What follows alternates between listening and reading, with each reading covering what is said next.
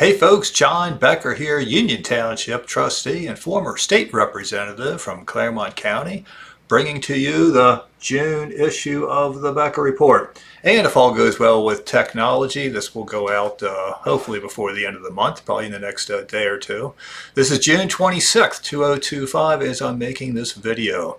Well, what I want to lead with is the fantastic attack on Israel that Trump ordered and took out the nuclear sites over there of Iran, and they've had this coming since 1979. And so I asked a question in there about these ventilation shafts, and thinking back to the Gulf War back in 1990, and able to drop missiles down chimneys, very impressive. And also, why did we bomb them? What have they ever done to us? So I also have a list of attacks against Americans by either Iran or their terrorists that they're funding around the globe. And I have that listed in the Becker Report as well. So in addition, then I have another DOGE update. They're up to $180 billion in savings. So I always like seeing those numbers grow.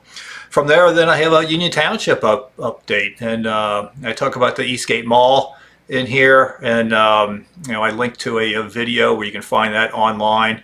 It's 15 minutes. There's also, that's where I did a presentation at a trustees meeting.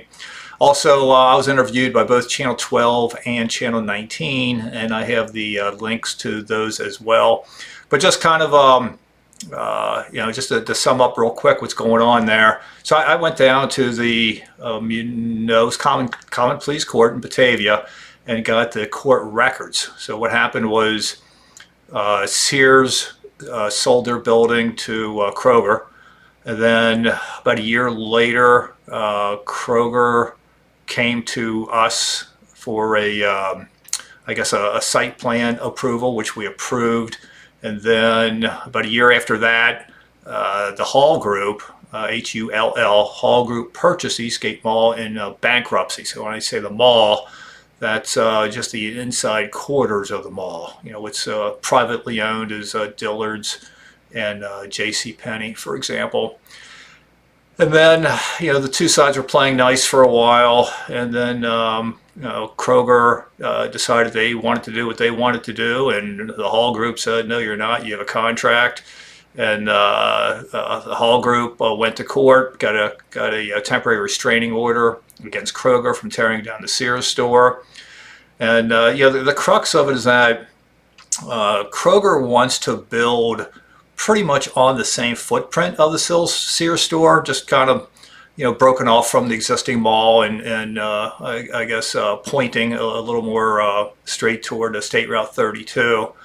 What the Hall Group has in mind is for the Kroger store to actually move to the back of the property they own, closer to State Route 32. So the back of the store would face State Route 32. And they'd still have plenty of room back there to get their trucks in and out. And then the front of the store would face, in essence, what would be a parking lot, because the Hall Group wants to tear down the mall, and they want to bring in Menards and some other stores. And I learned all this from a site plan that the Hall Group submitted to Kroger's, and then Kroger submitted it to the court for evidence. And this is all public record, and that's how I know these things. So this is still being worked out, and I don't know how this is going to turn out at the end. It'll probably be appealed. This could go on for years.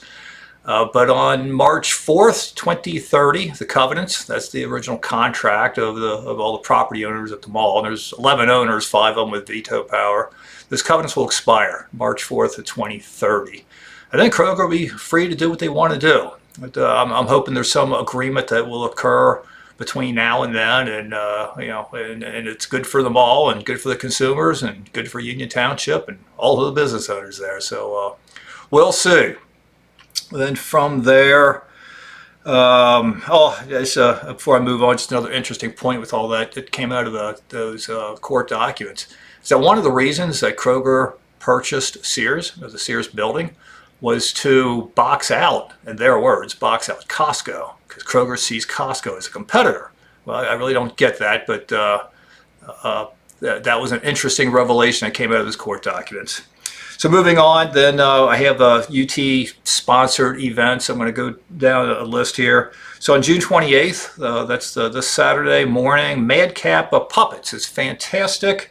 Fairy Tales, and that's going to be at 10 a.m. Also then July 8th will be the next Trustees meeting at 6 o'clock. I'm sorry, that was July 8th. And July 18th, you have the Michelle Robinson Band, and that band will start at 7, and that's right after the Farmers Market. So the Farmers Market is also every Friday, with the exception of July 4th weekend, through I think early September, to check on that. So make sure you go to the Farmers Market, hit these concerts when they occur. Tom the Torpedoes is going to be July the 25th.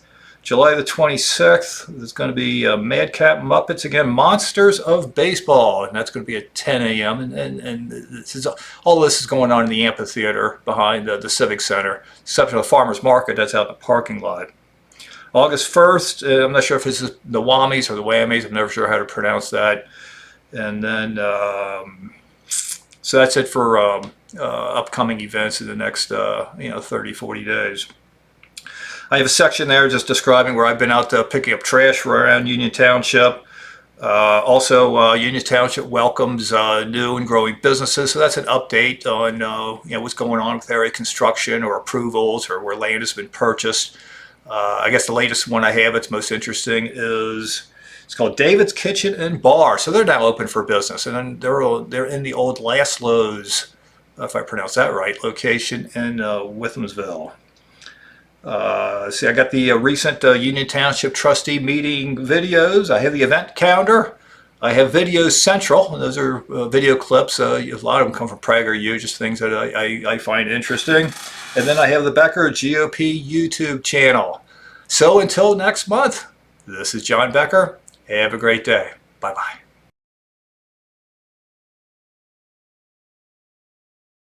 If there's anything you need from your local government, reach out to me, call me. I'll give you my home phone number. So it's a landline, don't text it, 513-753-6440.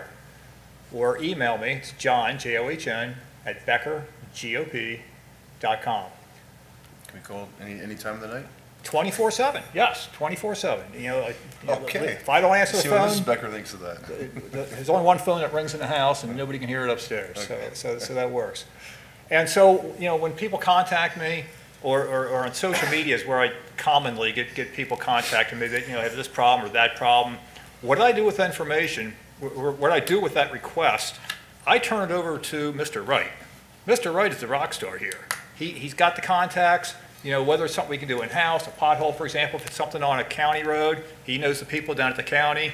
He makes the phone calls, or he works with Mr. Taylor, or any of the staff up here to make the phone calls, whether it's at the county or with ODOT. And he's the guy who makes things happen here. I'm just kind of a conduit. And I encourage you to reach out to me. So I'm the least busy of the three of us. I'm mostly retired. I'm going to get a little bit busy with tax season coming up. I do tax returns. But I don't have a young family at home. I don't have a full-time job. I do this job full-time. So reach out to me with whatever you need. Reach out to anybody you want. I'm just encouraging you to reach out to me. But all of us are available and accessible.